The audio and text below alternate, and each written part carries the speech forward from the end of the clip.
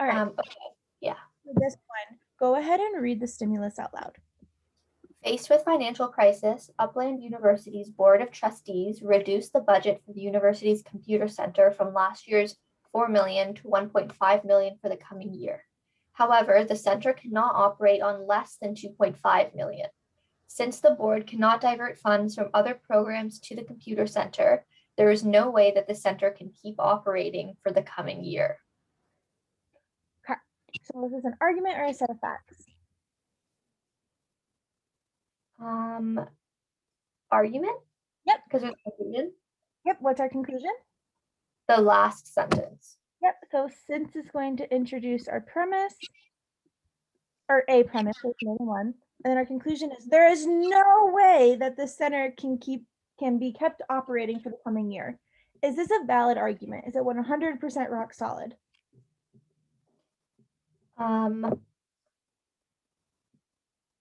I think so.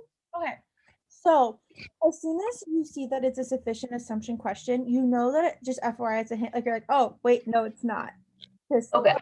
But this one, the problem with sufficient assumption questions that people struggle with is sometimes like they sound like common sense, and you're like, yeah, that makes sense. But on the LSAT, like making sense isn't enough.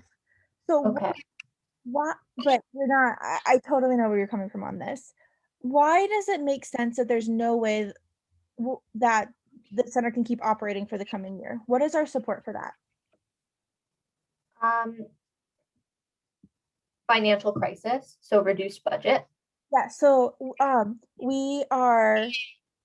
the budget was cut from 4 million to 1.5 million, but the center cannot operate on less than 2.5 million, right? So we're like, we have this $1 million shortage. So we have this $1 million shortage, and the board cannot divert funds from other programs to the computer center.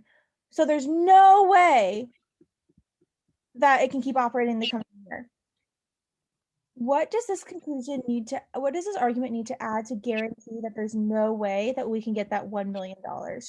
I think something about proof that there's no extra money or something like that available. Yes, like think super strong, not just from like right now we know that there's no way that we can have money from other programs, right? But what if we said something like there's no way we can get money from anywhere else in the world? Like, Yeah. I wish the LSAT talked like that, but it didn't. But if we added that in, that would guarantee that, hey, there's no way we can keep it up. Like, we can't have any bake sales. We can't have any candy bar. Like, no way, right? So go ahead and look through these answer choices and tell me which one that you select. You can do this silently and just let me know your answer at the end. Okay. Yes. Okay, so I like C2. Were there any other answer choices that were tempting for you? Okay. Also, D was tempting. But then I kind of felt that D also kind of just said like what was in the stimulus. Excellent. Okay, so perfect. So A, I'm just gonna walk through like how I think through these. So A, the computer center did not use all of the $4 million that was budgeted last year. Well, once again, this doesn't guarantee that it like we're trying to prove that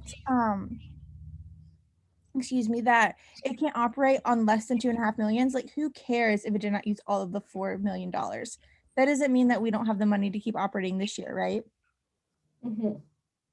B says the budget of other programs at the university were also reduced. This is like, okay, cool. Just because everybody has no money, that doesn't mean that we can keep operating. This is like, we still are below our budget. We can't turn on the electricity.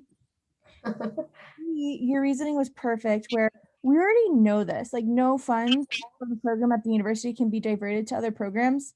Like, you were spot on about this. But what if this says like no funds can be given in scholarships or something like that? It brought in something else. Why would C still be a better answer than like if I said no, like scholarship money can be diverted to the computer center?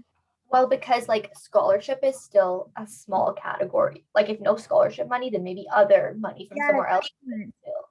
And so this is whenever we say sufficient assumption question needs really strong wording. Like this says like there's no source of funds. Yeah. It's really nothing. So that's fabulous. Yes. And then E says the board of trustees at the university value other programs more highly. Well, once again, just because they value, like maybe they value like the cancer research program more than the computer lab, but that doesn't guarantee that we can't keep operating. That doesn't mean that they could still highly value the computer center, right? Mhm. But it still, this isn't like their number one thing. And so that's why C is the answer. Which is this typically how you approach sufficient